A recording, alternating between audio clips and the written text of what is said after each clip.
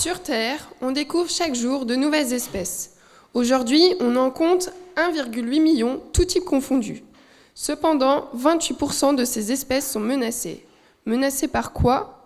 La perte de leur habitat, et notamment causée par le dérèglement climatique. Le rapport du GIEC 2023 indique que la température globale a augmenté de 1,1 degré depuis 200 ans. Nous avons pour objectif de limiter ce réchauffement à 1,5 degré d'ici 7 ans, en 2030. Nous émettons plusieurs tonnes de dioxyde de carbone dans l'atmosphère au quotidien et à l'échelle mondiale. Nous avons comme ambition aussi de réduire cette quantité de carbone émise dans l'atmosphère. Bienvenue sur Terre, où notre engagement envers la protection de la planète est plus fort que jamais. Bonjour à tous, je suis Emeline Auger, j'ai 27 ans et j'habite en Alsace depuis maintenant quelques années. Je suis ravie d'être ici avec vous pour vous parler d'un sujet qui me tient particulièrement à cœur, un sujet qui nous concerne tous. Il s'agit de la biodiversité et de son lien singulier avec le climat. Depuis toute petite, je suis fascinée par le monde du vivant. C'est ce qui m'a poussée par la suite à devenir ingénieure en génie biologie. Depuis 4 ans, j'ai rejoint une entreprise qui accompagne un maximum de personnes vers l'autonomie alimentaire. Cela se présente sous la forme d'une serre connectée, innovante, et dans laquelle on va pouvoir cultiver une grande quantité de légumes. Avec peu de temps, peu d'expérience, on produit ces légumes de saison. Et justement, cette solution s'adapte très bien pour des personnes qui disposent d'un jardin de quelques dizaines de mètres carrés. Mais elle trouvera difficilement son application dans les grands centres urbains. Et notamment en cette phase de croissance de la population où elle dépassera les 9 milliards d'individus d'ici 2050. Comment allons-nous faire pour continuer à nous nourrir convenablement et aussi à vivre dans un monde convenablement? Alors la première solution va être d'utiliser une technique que nous avons mis en place il y a déjà plusieurs millénaires, c'est l'agriculture. Avec le temps, on s'est rendu compte que certaines cultures étaient plus résistantes à certains paramètres de croissance. Il s'agit de la sélection variétale. Je vous explique.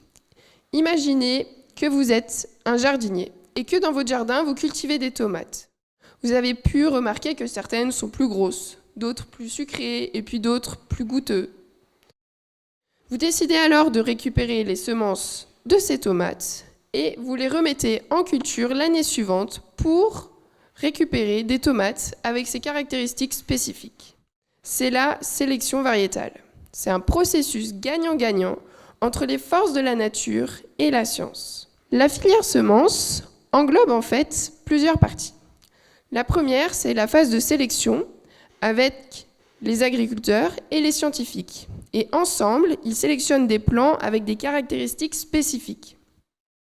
Ensuite, ils passent le relais aux agriculteurs multiplicateurs qui, eux, vont mettre en culture ces semences à grande échelle pour les mettre à disposition par la suite aux agriculteurs, aux fournisseurs de plants et puis aussi peut-être vous, amateurs de potager. Cette technique va permettre de développer de nouvelles variétés et va apporter de la diversité, de la biodiversité. Au quotidien, j'organise la production de plants à destination des clients. Cela se présente avec une phase de sélection et une phase d'expédition. Il y a donc un aspect logistique, réglementaire, avec la qualité et la traçabilité. Et depuis 2023, c'est plus de 40 000 plants qui ont été expédiés à destination des clients et avec plus de 200 variétés végétales.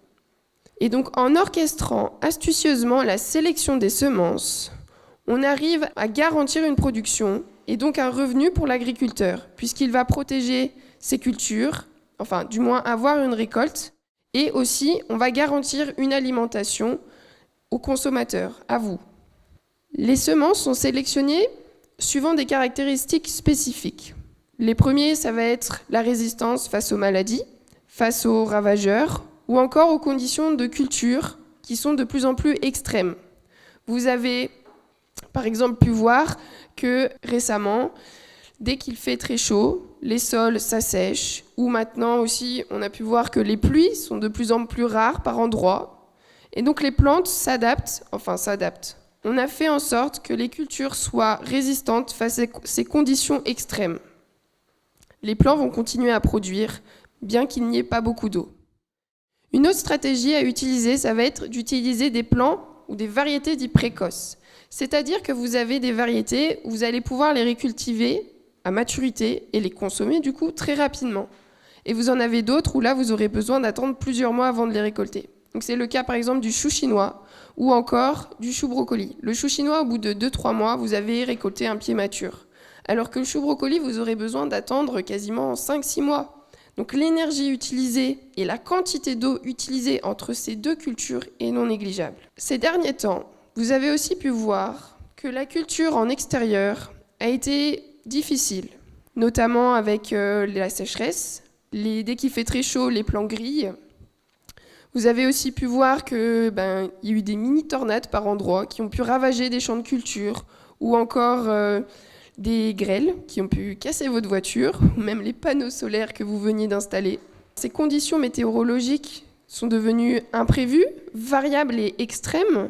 En restant dans cette phase de réchauffement climatique, il sera difficile d'accéder à une alimentation saine, de qualité et à un prix accessible. C'est pourquoi, en continuant à cultiver, on va pouvoir mettre en place des techniques qui sont utilisées déjà depuis plusieurs années, notamment la culture sous serre. La culture sous serre va permettre de protéger les cultures en cas d'intempéries ou encore en cas de prolifération de maladies. Rappelez-vous, en 2021, il y a 2 ans, l'été était pourri. Clairement, il a eu de la pluie tout l'été. Les cultures en extérieur, je ne sais pas si vos grands-parents ou vous faites le potager, mais vous avez pu voir que les tomates ont été ravagées par le mildiou, une maladie fongique. Donc pas de culture en extérieur. En revanche, dans une serre, on a pu continuer à cultiver et quand même avoir une production de tomates. C'est un des avantages de cultiver sous serre. Un autre point de la culture sous serre, ça va être aussi de maîtriser certains paramètres de culture, et notamment la température. En hiver, en effet, c'est l'effet de serre qui vient s'exercer dans la serre. En été, vous allez me dire, on n'a pas besoin de serre, il fait déjà assez chaud comme ça. Mais justement, la serre, elle va permettre d'apporter des équipements, puisque c'est une structure, et donc de favoriser l'ombrage ou les conditions de croissance des plantes. Oui, parce que les plantes, elles n'ont pas de jambes comme nous pour aller se mettre à l'ombre. Ces cultures sont bien avec la sélection des variétés ou encore la culture sous serre. Ça va permettre de nous continuer à nous nourrir pendant un certain temps. Pourtant, ces limites ont déjà été observées, et notamment en Espagne. Ces derniers mois, vous avez pu voir que la température n'a cessé d'augmenter et rendant les sols totalement arides et désertiques jusqu'à rendre l'exploitation agricole impossible. Et maintenant, le potager de l'Europe, il a atteint ses limites. C'est pourquoi nous devons limiter les dérèglements climatiques, limiter le réchauffement à l'échelle de notre planète, pour nous, pour continuer à vivre et nous nourrir convenablement. Est-ce qu'on ne pourrait pas aller plus loin, du coup, dans la limitation de ce réchauffement climatique et dans notre impact carbone en particulier? Le dioxyde de carbone, c'est un gaz à effet de serre que nous émettons au quotidien depuis le début de l'utilisation de ces ressources, c'est-à-dire depuis 200 ans, depuis le début de l'ère industrielle. Et au fur et à mesure que le dioxyde de carbone est émis dans l'atmosphère, comme c'est un gaz à effet de serre, la température augmente, ce qui est une conséquence du réchauffement climatique. Aujourd'hui, un individu lambda dans le monde émet en moyenne 4,4 tonnes de dioxyde de carbone dans l'atmosphère. En France, on est à 10 tonnes de dioxyde de carbone dans l'atmosphère. Et notre objectif est de réduire notre empreinte carbone à 2 tonnes de dioxyde de carbone d'ici 2050. Et ainsi donc réduire notre consommation au quotidien. Et le dioxyde de carbone, au fur et à mesure des années, il s'accumule. Donc sur un an, on émet 42 milliards, donc c'est 42 avec 9 zéros derrière, de tonnes de dioxyde de carbone. Et depuis le début de l'utilisation de ces ressources, c'est-à-dire depuis 200 ans, on a émis 2400 milliards de dioxyde de carbone dans l'atmosphère, ce qui représente 2 fois le volume de la mer Noire. Alors pour limiter le réchauffement climatique, des techniques sont mises en place, et notamment la recapturation du dioxyde de carbone dans l'atmosphère. Une première solution a été mise en place aux États-Unis. Cela se présente sous un système de captation du dioxyde de carbone basé autour de la chimie du CO2. Et grâce à des hélices, on aspire l'air et l'air est filtré et remise dans l'atmosphère sans dioxyde de carbone. Technique pas mal, mais plutôt chère et coûteuse, ambitieuse. Une autre technique beaucoup plus simple à mettre en place, et notamment avec des éléments qui se trouvent tout autour de nous, ce sont les végétaux. En effet, les végétaux utilisent un fonctionnement biologique qui s'appelle la photosynthèse. Ce fonctionnement utilise le dioxyde de carbone de l'air, de l'eau au niveau des racines, et grâce à l'énergie lumineuse, transforme ces éléments en dioxygène, donc c'est le gaz que nous respirons, et aussi en sucre, en éléments structuraux de la plante. Cette production, ce fonctionnement biologique, est intéressant dans la captation carbone. Et notamment, chaque personne qui fait son potager ou dispose d'une serre de culture aura un effet positif sur la captation du carbone. Déjà parce que la plante, elle prélève le dioxyde de carbone. Mais en plus de ça, la personne qui fait son jardin va récolter ses légumes directement dans le jardin. Elle n'aura pas besoin d'aller au supermarché, donc elle prend sa voiture qui met du dioxyde de carbone, pour aller chercher ses légumes. Et aussi, les légumes qui sont arrivés dans le supermarché, ils n'auront pas fait tout le tour, ou du moins une partie, de la planète pour arriver dans le rayonnage du supermarché. Donc on limite 2 émissions du dioxyde de carbone, et en plus de ça, on en capte un petit peu avec la production des végétaux. C'est un bon point. Une autre technique, un peu plus grande échelle, ce sont les arbres, tout simplement. Des grands arbres qui stockent une grande quantité de dioxyde de carbone dans leur tronc. C'est fantastique. Mais dernièrement, le réchauffement climatique, il a un peu gagné. Pas encore. Les feux de forêt se sont déclenchés puisque les forêts ont été beaucoup asséchées. Et notamment, vous avez pu le voir au Canada, aux Canaries dernièrement, et même en Grèce, avant l'épisode d'inondation.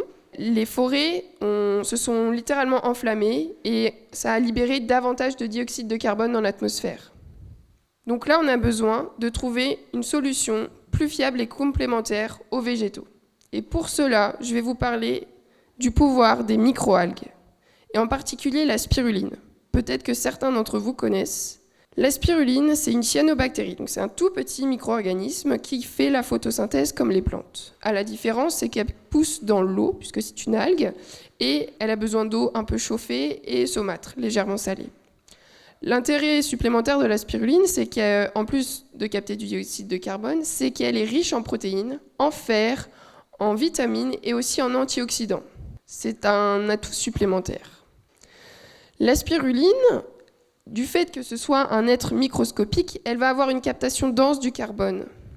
Et à l'échelle de sa culture, on peut la cultiver très rapidement, en l'espace de quelques jours et quelques semaines, contrairement à un arbre où là on a besoin de siècles quasiment, pour avoir une grande quantité de dioxyde de carbone stocké. La spiruline, elle est facilement cultivable, mais on peut encore la booster pour justement capter une plus grande quantité de dioxyde de carbone. Donc on va augmenter son rendement. J'ai 2 scénarios à vous proposer. Mon premier raisonnement, ça va être d'utiliser le dioxyde de carbone en fin des chaînes de production des grandes industries. On le recapture, on le met dans des bouteilles de dioxyde de carbone et on le dissout dans le milieu de culture de la spiruline. Comme elle fait la photosynthèse, on vient booster l'apport lumineux de la spiruline et le rendement, il est augmenté. On a plus de dioxyde de carbone qui est incorporé par la spiruline et plus de spiruline produit. Double bénéfice, dioxyde de carbone diminué dans l'atmosphère et plus de production alimentaire riche en protéines. Ce scénario, il est bien, mais toujours insuffisant, puisqu'on a dit qu'il y a 2400 milliards de tonnes de dioxyde de carbone dans l'atmosphère. Et pour réduire le réchauffement climatique, on a besoin, en plus de limiter nos émissions, de réduire cette quantité de façon quantitative et industrielle à grande échelle et à long terme. La deuxième technique que je vais vous proposer, c'est d'utiliser les outils génétiques pour venir cibler une zone spécifique dans le processus de la photosynthèse. C'est-à-dire qu'on va cibler une partie de l'ADN de la spiruline pour augmenter la captation du dioxyde de carbone et ainsi booster la photosynthèse. La spiruline aura un meilleur rendement et une quantité de dioxyde de carbone réduite dans l'atmosphère. Cette spiruline de nouvelle génération pourra être utilisée pour nourrir les sols, nourrir les plantes et aussi nourrir les micro-organismes du sol. On a pu voir que cultiver la biodiversité, les plantes, et notamment sous serre, on arrive à continuer à nous nourrir convenablement. Continuer à nous nourrir, mais aussi à vivre convenablement si on diminue nos quantités, nos consommations de dioxyde de carbone dans l'atmosphère. Et on peut cultiver sous serre en protégeant ces cultures. La spiruline nous aide à capter ce dioxyde de carbone. Et aujourd'hui, je la valorise en la mettant dans des activateurs racinaires, c'est-à-dire un mélange de micro-organismes pour venir nourrir les sols et favoriser l'assimilation des plantes au niveau des cultures. Grâce à ma vision du monde et mon parcours personnel et professionnel, j'espère vous avoir montré qu'il y existe un réel facteur clé et lié entre la biodiversité et l'environnement et le climat. Nous avons mis en place des technologies qui ont pour certaines causé le dérèglement climatique. Alors maintenant, c'est à nous d'inverser la tendance pour justement rétablir un équilibre entre les espèces animales, les espèces végétales et les espèces microscopiques. Avec ma vision pour la biologie, j'espère vous avoir convaincu à cultiver votre jardin et surtout un avenir durable pour nous et nos enfants. Merci.